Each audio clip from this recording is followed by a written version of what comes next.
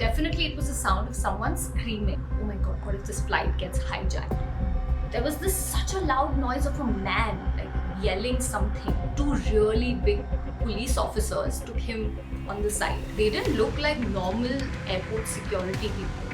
They were like literally police officers. Careful about this, be careful about that, and I'm like, things gonna happen. So we're standing there. After one station or something, a woman walked in. A woman entered the train, and she was looking like she will faint. And I'm like, what? Like, and now by this time I'm very confused, standing in front of my dad. She leans on my dad. She was not fainting because she was a.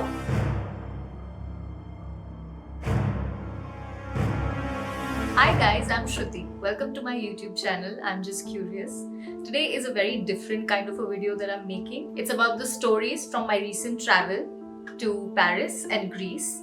And I wanted to share this because if anybody is traveling, if anybody's traveling solo, if anybody's traveling with their families or anything, so that somebody can be prepared when they travel to these places, and they can expect what they can know what to expect, and what to be aware of.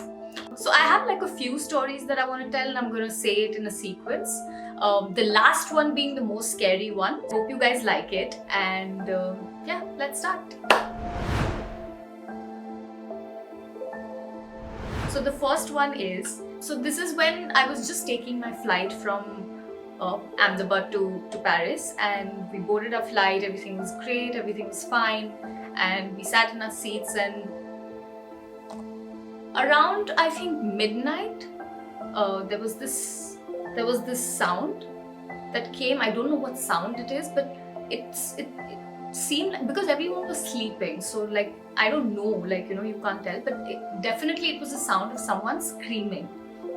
I just had this thought. I was just sitting in the flight, and like it wasn't like a crazy hysterical thought, but I just had a thought that, oh my god, what if this flight gets hijacked, and then yeah, the flight went on. We had our food, everybody slept because it was like a 9-hour, 8-hour flight.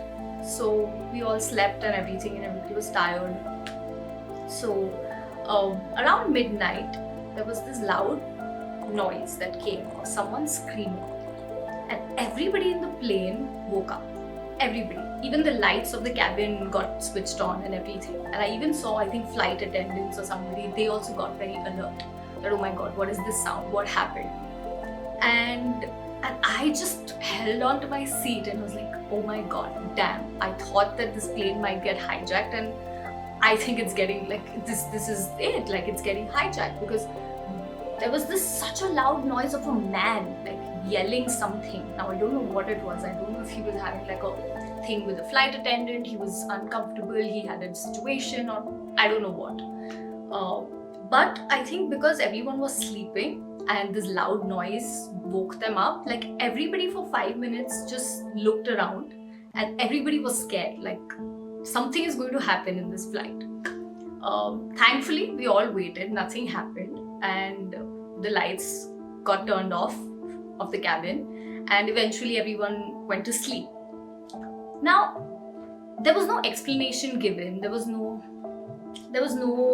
nothing given from the side of the airline people, or the flight attendants or something, that oh, we have this situation, now it's sorted, it's under control. And there was nothing, there was no explanation given, and everybody just went back to the flight landed, and we went through like the immigration and stuff and everything. And so yeah, I mean, this might not be like a really crazy travel story, but I just want to share that this happened, and it's very what do you call it, like it's very, it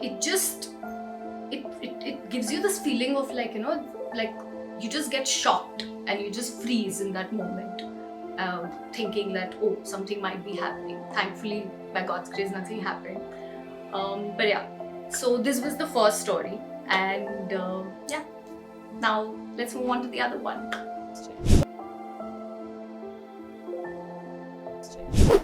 So this other story also happened in the flight and a little bit after we landed.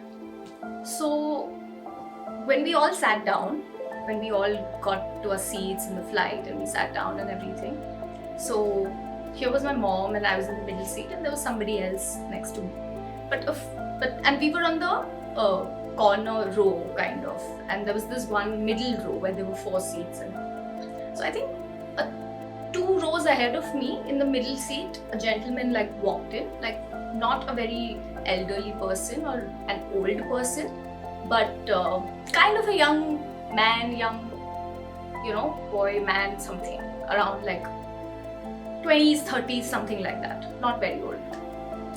And this guy, okay, now why did he catch my attention is because, okay, he was in the row before me and he was just right up, like he just walked in, it was very evident, like, because, yeah. And he was in a 3-piece blue suit, I remember, like the color, because it was very evident. And he was in this 3-piece suit and he's walked in and he's sitting, and I'm just normally thinking and wondering to myself, who wears a 3-piece suit on a 9-hour flight? Like what's happening? And and I was like, yeah, okay, whatever. And then in the middle of the flight, this thing happened that I explained in the first story.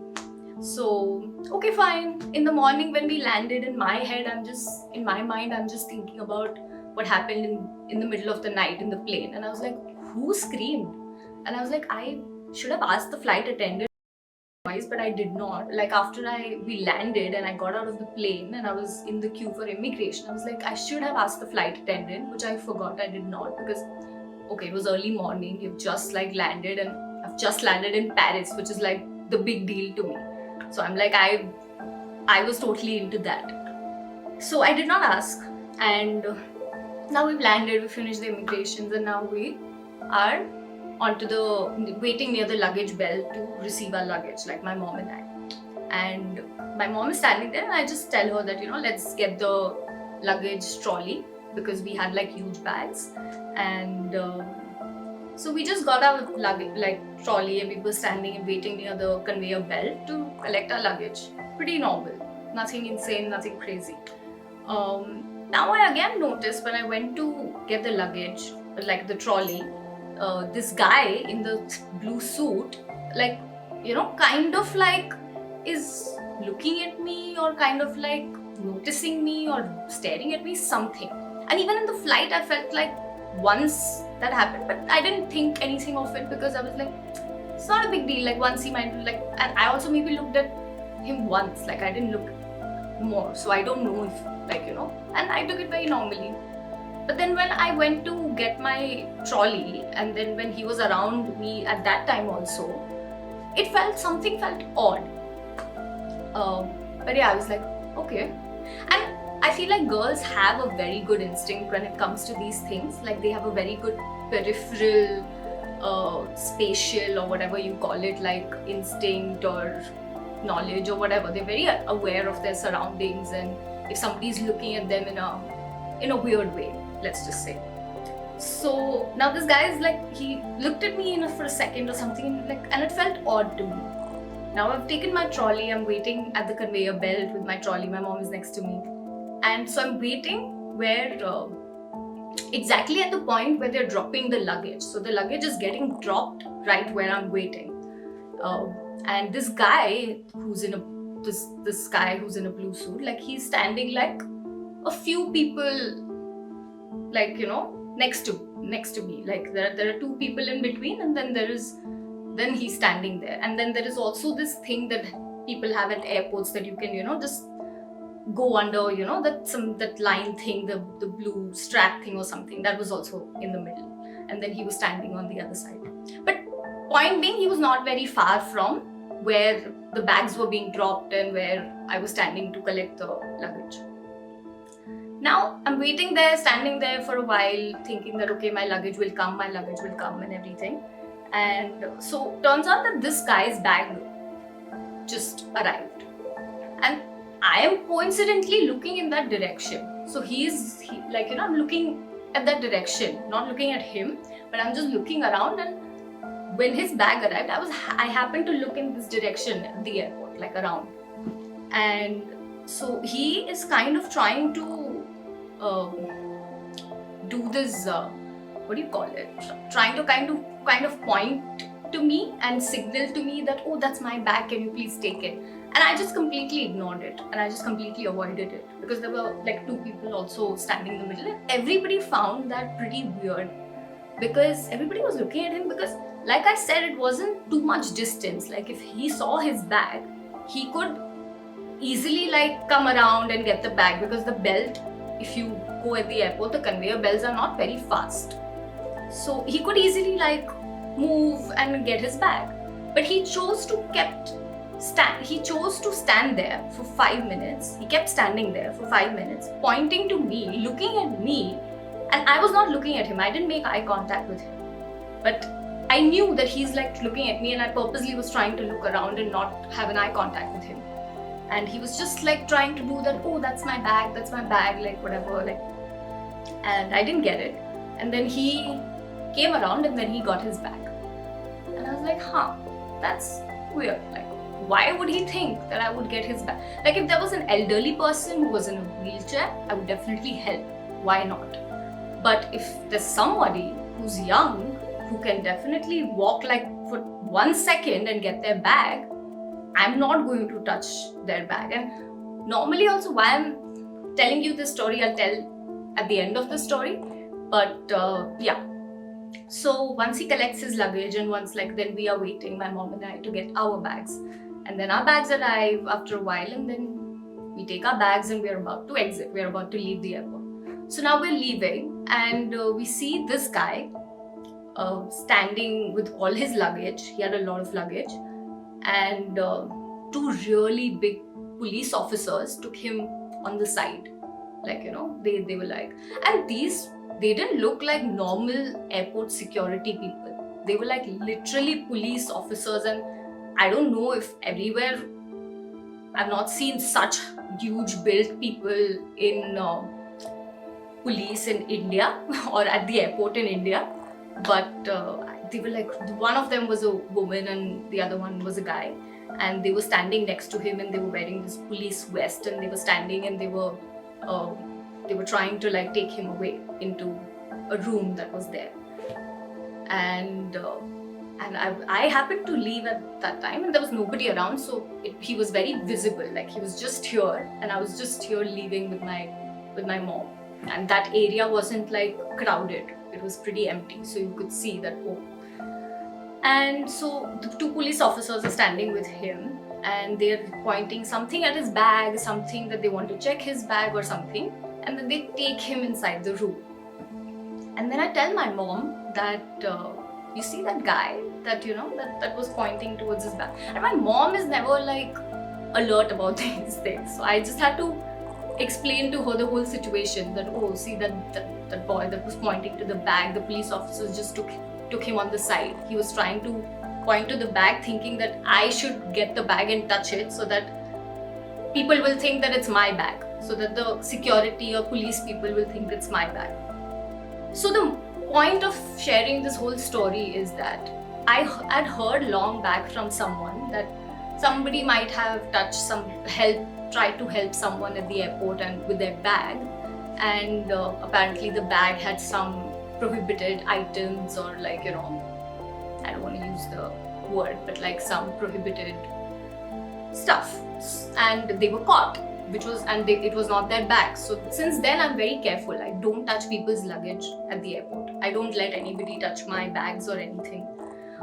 If anybody is genuinely like in a wheelchair and like a very elderly person and like not well, and if they ask me to do something, I might do it out of like thing. Especially when I travel internationally. I think when you travel in India, I don't think like it's that much of an issue that you help someone with a bag or something if they're not able to walk around or something.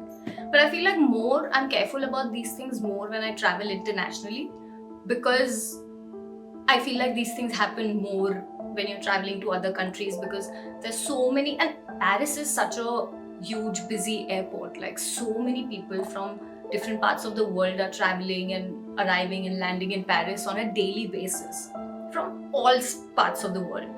So yeah, so anybody, now I don't know what happened with that guy. Like, did they find anything in his bag? Did the police people like just let him go? I don't know. But the point being that me getting that weird vibe from him, and me thinking that it's very odd that he would point to his luggage for me to get it. Or maybe he thought that, I was a naive person that he could, ask to, because I remember there was this couple who was like really maybe in their 50s or 40s or something. They also found it really odd. He didn't ask them, but when he was pointing, everybody was looking at him, and if that's his bag, then he was like, you can go get your bag. So the point being that maybe he looked at me specifically and waited for me to have this eye contact with him or whatever, because that maybe he thought that, I might get his bag.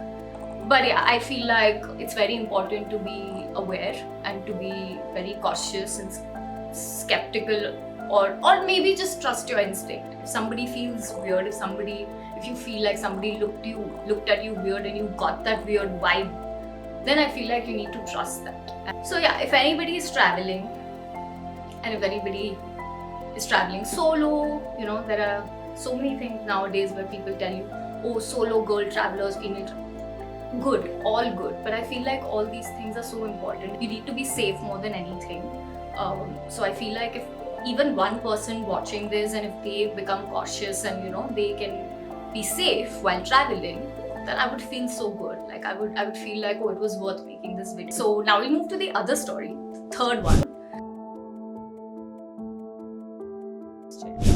As we will progress with the stories, like the what do you call it, the shock and the danger level and will increase. So yeah, the third story is even more crazier than this one. So now the third story is in Paris. This thing happens in Paris. Now I was there in Paris for I think around 20 days, or 15 days. Let's just 15 days. And all the while that I was there, and I've been to Paris twice before, and every time since I went there, my brother has these list of instructions and things that he tells me to be careful whenever I travel, about this and about that and all sorts of things. So again, the same way, my mom and I, every day we go out, and so he's always like, okay, be careful about this, be careful about that, and I'm like, nothing's gonna happen. I've been here before, I've traveled, and it's been safe. I've been to different areas and good areas, but it's been all right. And even my mom, she's been there before with me, so yeah, I felt like, okay, everything was fine. And so every day me and my mom would go out and explore the city, go to different places. Everything was fine, nothing crazy, nothing scary. So my dad was supposed to come by the end of our trip, and spend a week with us, and then we would all go back together. So he's just landed. It's his first day. He's just landed in the morning, and I'm so excited because since I've been to Paris, I think I've always wanted my dad to see that city, because it means so much to me. It feels like home to me, and I wanted him to come and see that city, and maybe understand that why it means so much to me, or maybe just feel like, okay, yeah, it means something to me. This place feels so much like a home to me. And so I'm super excited, like a child, more excited than me going to Paris for the first time, that my dad is coming to Paris for the first time. Oh, it's great, I have to show him this place and that place and all of that stuff.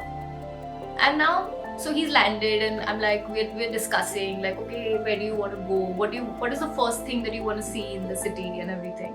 So of course he's like, of course, the first thing I want to go see is the Eiffel Tower.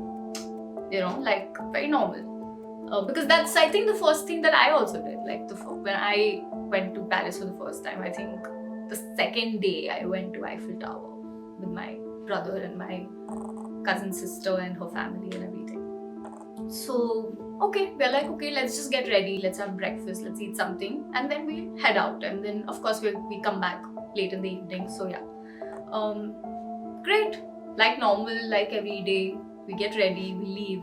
And I don't know why, I kept telling this to my mom also, that from the day when all these days when my mom and I have been traveling in Paris. Like, there's not even been one day where when like it's been a little odd where I'm not able to find the exact route to where we want to go to.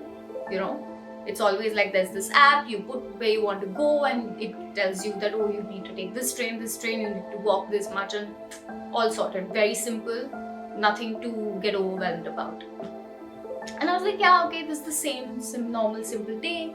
We reached the metro station near my brother's house, and we're like, okay, this is the place where we want to go to. And suddenly, for some reason, it wasn't showing like a clear route. That okay, it was showing like I don't know, it was showing really far, and it was showing like a really weird route, like you have to take like a lot of stops or something, like you have to walk this much, take this train, then get down, and then again. Very complicated basically, and which is not been my experience, because I feel like every time I've traveled, like it's been so smooth, like with using the metro and everything. So thankfully there's this information window at the metro station. So there are these really kind ladies that are sitting there. It's morning time and they're in a good mood and everything. And so I asked them that, I need to go to this place, but I'm not able to see on the app, like which train should I need to take, which line, which stop do I get down on, everything. So she gives me like a map, like a physical map, and she marks out that, oh, you get down at this station, this is the line that you take, then after this you change train from here, and then you walk a little bit, and then there it is, you reach the Eiffel Tower, you reach Trocadero, which is like from there you walk to the Eiffel Tower. I take the map and we are following the instruction that she gave us, and we're in the train and we're about to reach our first stop where we have to change the trains, like, so after a few stops we have to get down at a particular station and then change the train and take like another line and all together, and all of that stuff. So we're in the train. I think one station has gone by, 1 or 2 stops have gone by. We have like 2, maybe more, before we have to change the platform in the train. It's not packed in the train, but it's not very, like, the seats are also not available. So we are standing, like my mom, dad and I. There's this pole in the middle, and there's this bar or something in the middle where you can hold, and everybody was like in a circle standing around that bar, and then you can just wait till a seat is empty to sit, or maybe just get down at your stop. So we're standing there. After one station or something, a woman walked in. A woman entered the train, and I think a guy also entered with him. And now this woman is a little, maybe 40s, end 40s, or maybe beginning early 50s, or but end 40s, I think. So not very young, but not very extremely old also. So now, okay, it's fine. Again, like, that woman also caught my attention when she entered for some reason. I don't know why. But okay, I was like, okay, fine. And so first she entered, and then she's standing in a place, and then slowly she started moving around that bar. Like from here, she started moving here. And she was looking like she will faint. She will fall down. Maybe I took notice of her because maybe I thought that, is she sick? Is she okay? Is something right? Is this her son or whatever? Like, what's happening? Does she need medical attention? Is what I'm thinking when she's like looking a little weird and not looking properly, like in her senses basically. So I'm just thinking that, and meanwhile I happen to look opposite me. So this lady is here who's like looking a little weird, and behind that is another lady who's like, again, like early 30s maybe, okay? And this lady, she was sitting on the chair maybe first, and then she got up. Suddenly what I see is, when I look in that direction, and I somehow happen to make eye contact with this other lady who's in her early 30s or something, and she's kind of trying to kind of making trying to say something to me by like doing like this like. So now I'm scared. Now I'm like, I don't know what is happening here. So is this girl who's like trying to do something is crazy, like, doing all these gestures to me, that something here, like whatever, like, and I'm like, what is she saying? Then I was like, oh, maybe she's trying to say that, oh, this person, look at this person, is so sick, she might fall or something, be careful, like something. And she kept on doing that this. And meanwhile, this other lady who looks weird and sick and all, she is again moving around that bar. So now, first she was here opposite me. Now she somehow made her way around me. And after this girl like did this to me, and so I was like, there was no place to hold the bar to stand. But behind, like, so my dad was next to me, and behind my dad was again like a bar that he could hold, just because there was no space here. And this lady was moving and struggling. So I was like, dad, like, just stand here, like whatever, like hold that bar. And then she, like, from opposite to me, she just worked, like she got around, and now she is right in the light ahead of me or something, or like right next to where my dad was. So she is now here. My dad is here, my mom is here, I'm here, and now she, from the opposite side, she's now moved all the way and she's come here in front of my dad. And suddenly what happens is she's trying to, and now by this time I'm very confused. First of all, I'm like, what's happening? If she's sick, why is this woman going around? Why is she moving a lot? If you're sick, you have no energy to move. But she's moving around that thing, and now she's come here all the way. So now I felt like this lady who's standing opposite me, she's trying to warn me about something, about this lady. This is what I figured out by this point. And right at that point, this lady who's standing in front of my dad, she leans on my dad like that. And I was like, okay, she's fainting or something, but she was not fainting. She was purposely leaning on my dad because she was a thief. She wanted to steal mobile or wallet or something from my dad's pocket, or and both my mom and I, we were having handbags and none of our phones were in our hand. So yeah, and even my dad, his phone was also not in his hand, his phone was in pocket, and this lady might have thought that, oh, maybe he might be carrying big pile of cash or something, but no, he was just carrying his wallet with cash and some card and things like that. Again, like every day, this day also, when we are leaving, my dad is like, be careful, don't stand near the door in the metro, don't use your phone when you are standing near the door in a metro, or even if you're sitting near the door in a metro, because somebody will come, snatch the phone or the wallet or whatever and run out of the door, and you will not be able to do anything. So this is a standard instruction that my brother would give me since the first time I've gone to Paris. Every day if I go out, he's like, don't use your phone, don't use your phone, don't stand near the door, don't use your phone, keep your phone in your bag. And I was like, just stop now. It's been 20 days I'm here, nothing's happened, nothing is going to happen, we're traveling so safely, chill now. But every day, like a instructor, every day he used to give us that instructions, every day. And even so, same, when my dad was there for the first time and we were leaving the house, and again, every day he gave us the same instructions. And so my mom was also holding a bag really close to her because she's been used to that, because my brother's always wanting her to do that. And now by this time, now when she's leaning on my dad, it's confirmed that she's a thief, she's not sick or anything. And she's not leaning, but she's literally also at one point also just leaned on my dad fully. And by this time the stop comes or something. And I just tell my dad, when she's doing that and she's getting closer and closer to my dad to try to take something from his pocket or steal his phone or something, I'm like, Dad, I'm just telling my dad that move that side. And now by this point of time, everybody in the metro, who's in that the cabin or whatever, is now aware and is now feeling very weirded out by this woman. And now I think most of people who are locals, they've gotten an idea of what this person is trying to do. We took a little while because we were not locals and we'd not had this experience before. So we took a little while to understand that. And now, so now this, she figured out that, okay, nothing's happening. Nobody is, like easy to steal from. And now this station comes and she leaves with the same guy that she entered with.